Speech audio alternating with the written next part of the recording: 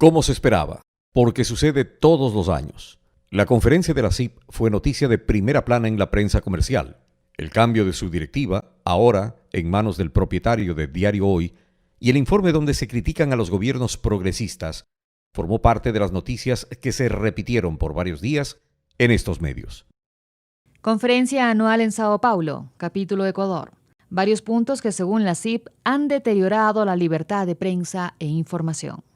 No existe plena libertad de expresión e información en Ecuador porque, según la CIP, la institucionalidad está tan golpeada y controlada por los políticos y las bandas delictivas que sus perseguidos prácticamente quedan en estado de indefensión. No especifica cuáles son las bandas delictivas ni especifica cuáles son los perseguidos. No existe plena libertad de expresión e información porque la CIP asegura que en el caso Bucaram Pazmiño, la Corte multó con $500 a El Universo por publicar una foto de menores de edad acusándolos de perseguir fines políticos, cuando fue evidente el uso político que a esa foto dio el diario al asegurar que eso probaba un pacto político. No existe plena libertad de expresión e información porque la CIP asegura que Diario El Comercio suspendió temporalmente los comentarios de los cibernautas en su web debido a que el gobierno amenazó con iniciar acciones legales en contra del medio y los lectores que, a su juicio, injurian. Nada dice la CIP, sin embargo, de los insultos, injurias, frases impublicables que se permitieron en Diario El Comercio.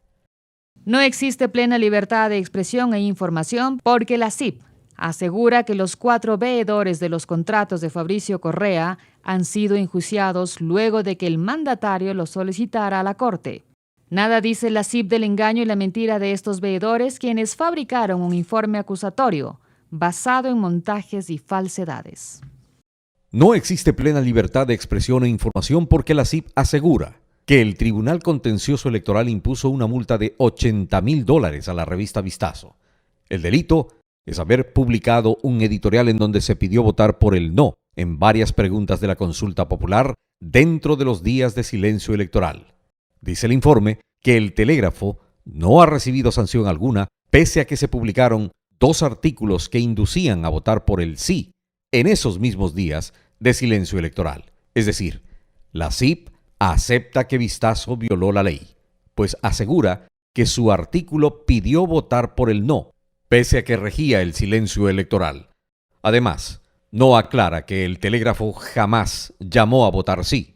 No existe plena libertad de expresión e información porque la CIP asegura que el embargo a la revista Vanguardia se realizó aduciendo una multa de $30,000 por no haber contratado el número de personas con discapacidad que corresponde según la ley. Nada dice el informe de la CIP de los incumplimientos laborales de este medio de comunicación, como no pago de décimos, utilidades, horas extras, afiliaciones extemporáneas, etc. No existe plena libertad de expresión e información porque la CIP asegura que Pablo Guerrero recibió estatus de exiliado político.